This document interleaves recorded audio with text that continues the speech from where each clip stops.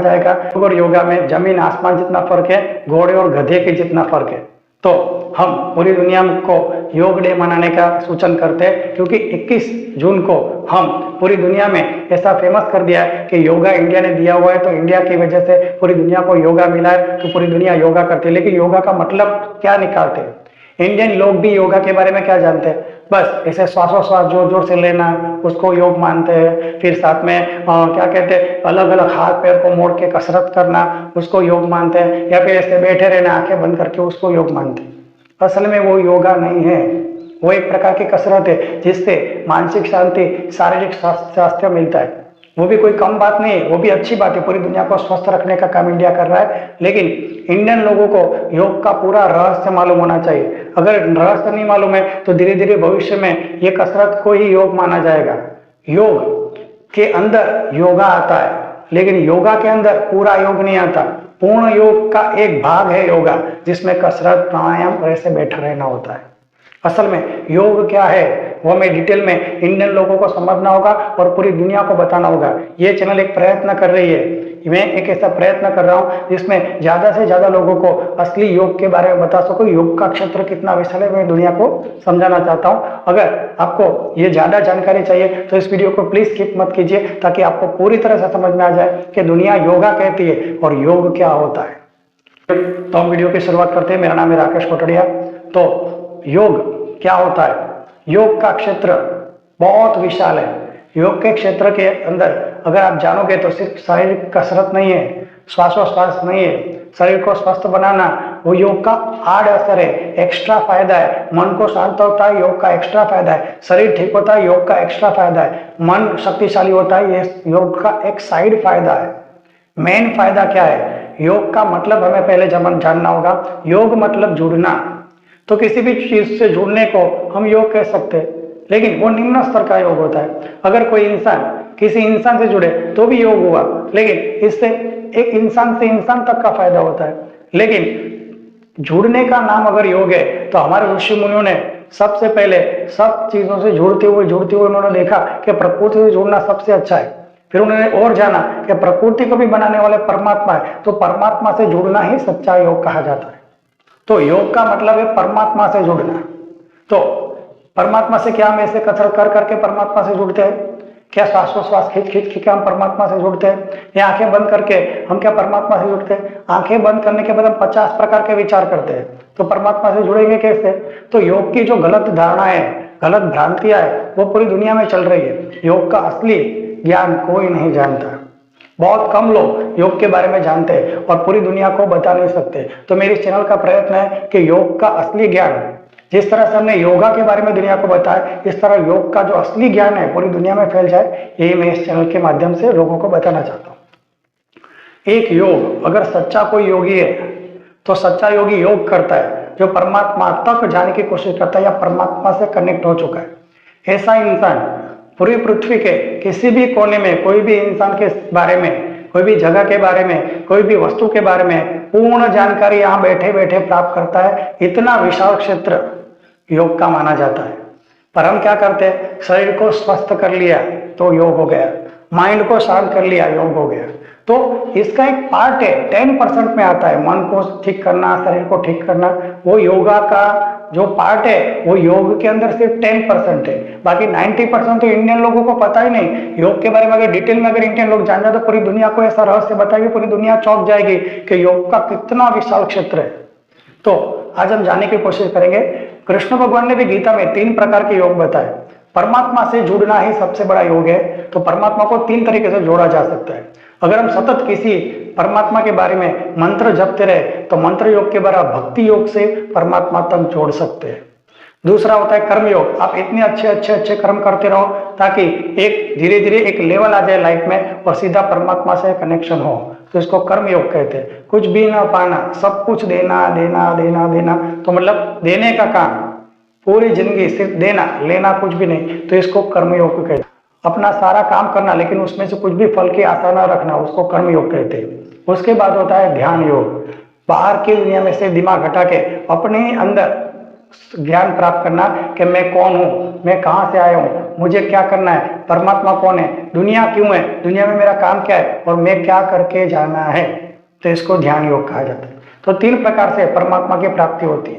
पर ज्यादा साइंटिफिक अगर जानकारी आपको चाहिए तो पतंजलि योग सूत्र के अंदर महर्षि पतंजलि ने पूरा ज्ञान साइकोलॉजी से लेवल से परमात्मा तक का ज्ञान, ये सब महान ग्रंथ वो लिख के गए, जिसके अंदर पूरे योग की शुरुआती इंसान से लेके परमात्मा प्राप्त करने तक के इंसान के गुण, वर्णन और टेक्निक बताई हुई। महर्षि पतंजलि ने योग को 8 लेवल पे बांटा हुआ है। अगर इस लेवल को डीप में अगर समझेंगे तो पूरा 1 घंटे का वीडियो बनेगा, तो हमें इसको शॉर्ट में 5 मिनट में समझना होगा। तो सबसे पहले महर्षि पतंजलि ने बताया कि सबसे पहले हमें यम को फॉलो करना चाहिए। आपको यम क्या है, हमारे जीवन में से जो बुरी बातें, बुरी घटनाएं, बुरी आदतें, उनको निकालना है, तो उसको यम कहते हैं। उसके बाद आता है नियम, बुरी चीजें हटा दी तो हमारे जीवन में खालीपन आए, तो उसको फॉलो करने के लिए अच्छी बातों को डालो, अच्छे रूल फॉलो करो, अच्छी चीजों को लाओ ताकि नियम फॉलो हो। तो एक स्टेप था बुरी चीजों को निकालना, दूसरा स्टेप है अच्छी चीजों को हमारे लाइफ में एंटर कराना, तीसरा लेवल के बाद आता है आसन। आसन मतलब एक जगह के आप स्थिर बैठ सकते हैं, क्योंकि योग के लिए महर्षि पतंजलि ध्यान योग के रास्ते पे थे, भक्ति योग के रास्ते में नहीं थे। भक्ति योग से भी होता है, उनके और संत है जिनके बारे में आप जानकारी भक्ति योग में प्राप्त कर सकते हो। उसके बाद तीसरा रास्ता था कर्मयोग, तो कर्मयोग के भी बहुत सारे संत हैं, लेकिन महर्षि पतंजलि ने अपने ही अंदर ज्ञान किस तरह से प्राप्त किया जाए उनके बारे में उन्होंने बताया। आसन, तो क्या आप एक जगह पे शांति से बैठ सकते हैं 10 मिनट, 15 मिनट, आधा घंटा, क्योंकि अपने ही बारे में जानने के लिए एकदम स्थिर स्टेच्यू, मूर्ति जैसा बैठना होता है। तो ऐसे विविध प्रकार के आसन बताए, पद्मासन, शवासन, सिद्धासन, ऐसे बहुत सारे आसन है, पर्वतासन, वृक्षासन, ऐसे बहुत सारे आसन उन्होंने बताया। उनमें से कोई भी एक आसन कि आप लंबे समय तक कर सकते हो तो वो आसन आपका सिद्ध होता है और योग में आपको सहायक होता है। स्टेप पे प्राणायाम करना। प्राणायाम क्या है कि श्वासोश्वास पे ध्यान देना, हमारा श्वास पूरे शरीर में कहीं ना कहीं जा रहा है और शरीर को शुद्धिकरण करना, एक नस को प्यूरिफिकेशन करना, और श्वासोश्वास से हम अपने माइंड, शरीर और बुद्धि को सशक्त और शक्तिशाली बनाते हैं ताकि ये योग में आगे बढ़ा जा सके, हमारा शरीर स्ट्रॉन्ग और हमारी एनर्जी शक्तिशाली रहे। उसके बाद आता है प्रत्याहार। जब आप ध्यान करते हो तो बाहर की चीजों के बारे में छोड़ के अपने अंदर के बारे में सर्च करना जरूरी होता है। मैं कौन हूँ, मुझे कौन चला रहा है, परमात्मा कौन है, मुझे क्या काम करना चाहिए, मेरे जीवन का उद्देश्य क्या है, ये सतत ढूंढने का नाम है प्रत्याहार। आहार बाहर होता है, प्रत्याहार अंदर होता है, तो इसको प्रत्याहार कहते हैं। जब प्रत्याहार सिद्ध हो जाता है तो धारणा, तो आपको किसी गुरु पे, किसी व्यक्ति पे, किसी जगह पे, किसी भगवान पे आपको अपना माइंड स्थिर रखना होता है। माइंड कहीं नहीं जाना चाहिए, माइंड को उसी जगह पे स्थिर रखने का नाम है धारणा, उसी जगह पे स्थिर रखने का नाम है धारणा। तो धारणा क्या होती है, तो एक जगह पे मन को स्थिर सतत रखने का। पर मन चंचल है, वो कभी भी बाहर निकल जाता है, दूसरे विचारों में चला, वापस उसको लाया जाता है, फिर से धारणा कराई जाती है, फिर मन हट जाता है, फिर से उसको इसी मंत्र पे, इसी परमात्मा पे, इसी देवता के, इसी मूर्ति पे, किसी गुरु पे स्थिर रखने का काम है धारणा। तो धारणा धीरे धीरे बहुत प्रयासों के बाद वो धारणा एकदम स्थिर होने लगती है, उसको फिर ऑटोमेटिक 6 लेवल पे, 7 लेवल पे चली जाती है, जिसको कहते हैं ध्यान।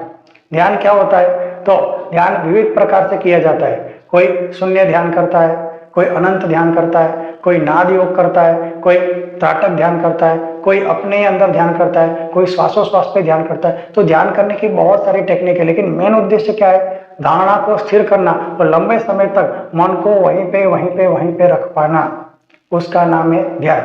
तो ध्यान होने के बाद अगर मन एक ही जगह पे स्थिर रहने लगता है तो धीरे धीरे मन जिसका ध्यान कर रहा है, जिस परमात्मा का ध्यान कर रहा है, जिस गुरु का ध्यान कर रहा है, जिस मूर्ति का ध्यान कर रहा है, उसके साथ समरस हो जाता है। अगर प्रकृति के साथ ध्यान कर तो प्रकृति में ही उसका मन डिजोल्व, गायब हो जाता है, मतलब शून्य ध्यान की, शून्य विचार की अवस्था आ जाती है।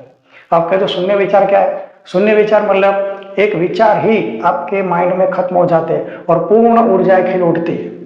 तो शून्य विचार का क्या मतलब होता है, जब हम ध्यान में बैठते तो विचार करते मैं ध्यान में बैठता हूँ, लेकिन जब शून्य विचार हो जाता है तो विचार ही नहीं बैठता, तो आप खड़े ही नहीं हो पाते, क्योंकि खड़े होने के लिए भी विचार चाहिए कि मेरा ध्यान खत्म हुआ मैं खड़ा हूं। लेकिन जब शून्य विचार की स्थिति आ जाती है तो बैठते हो विचार के साथ कि मैं ध्यान कर रहा हूं, लेकिन खड़े होने के बाद विचार ही नहीं है। अगर विचार नहीं है तो खड़े कैसे होंगे, तो इसको ही समाधि कहा जाता है, ध्यान की टॉप अवस्था को समाधि कहा गया है। और ये समाधि तब तक लगी रहती है जब तक परमात्मा नहीं चाहते।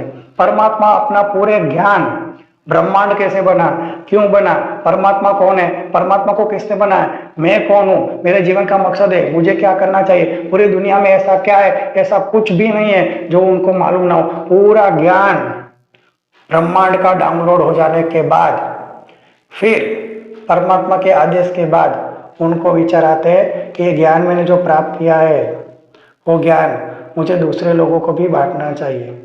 तब विचार परमात्मा डालते हैं, फिर वो इंसान ध्यान में से खड़ा होता है और जो भी ज्ञान परमात्मा से उन्होंने प्राप्त किया है वो पूरी दुनिया को बांटने निकल पड़ते हैं। उनको ही सच्चे गुरु कहा जाता है, सच्चे तपस्वी कहा जाते हैं, सच्चे सिद्ध कहा जाता है। फिर वो बैठे नहीं रहते, उन्होंने जो परमात्मा का ज्ञान प्राप्त किया है, जो रहस्य प्राप्त किया है, जो खुशी प्राप्त की है, जो आनंद प्राप्त किया है, वो पूरी दुनिया तक फैले, ऐसा वो चाहते हैं। यही ध्यान का, योग का सबसे उच्च स्थिति है। पर हम योग को क्या मानते हैं, ऐसे शरीर की कसरत करके शरीर को स्वस्थ बनाना, माइंड को आंखें बंद करके बैठना तो माइंड को शांत करना, और फिर श्वासोश्वास लेके शरीर को स्ट्रॉन्ग बनाना, इम्यूनिटी बढ़ाना। हाँ, ये योग का सिर्फ 10% हिस्सा है, उसको स्ट्रॉन्ग बनाए बिना हम 8वें लेवल तक नहीं जा सकते। लेकिन हम ये तीसरे लेवल पे ही खड़े रहे, श्वासोश्वास करते रहे, ऐसे आसन करते रहे, शरीर को स्ट्रॉन्ग बनाते रहे, तो हम इंडियन होके हम इंडिया में ही योग को कम जानते हैं। असल में हमारी फर्ज क्या है कि हमें इस योग को पूरी तरह से जाने और पूरी दुनिया को बताए कि योग क्या है।